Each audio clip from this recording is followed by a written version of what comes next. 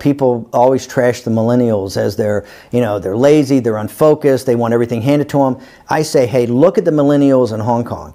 Those young men and women are exactly what the patriots of 1776 were in the United States. Okay. They have the grit, they have the determination, they have the indefatigability. They are not going to back down. They've been tear gassed, they've been beaten, they've had rubber bullets shot at them, and time again they show up. I think they're heroes of the modern world. I think they deserve to be nominated for and win the Nobel Prize for Peace, because they have shown what free men and women will do to stand up against a totalitarian dictatorship. And they are a lesson, not just for this age, but for all ages. And that's why I think it's so remarkable what's going on. We are seeing history made in real time. And what's going on in Hong Kong every day is making history. And yes, the CCP eventually, I think, is going to say, hey, we've had enough of this, right? This is like Tiananmen. We've done it long enough, but you're not going to go back to work. You're not going to play by our rules. We're the Chinese Communist Party, and we can break you, and we will break you. And I have said, the moment they force the Chinese Communist Party to do that, the moment they force them for another Tiananmen,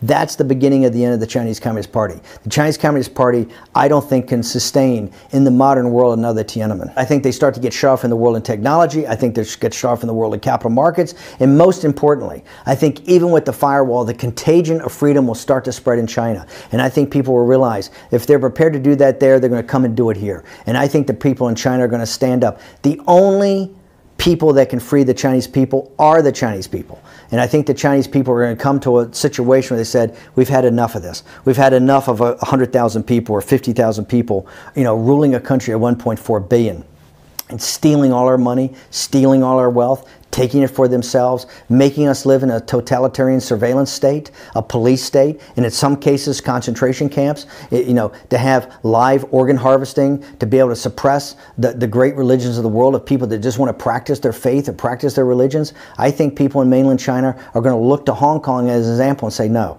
we're prepared to do what they do. I think if the Chinese Communist Party thinks that they can get away with another Tiananmen in the modern world, I think they're going to come in for a big shock.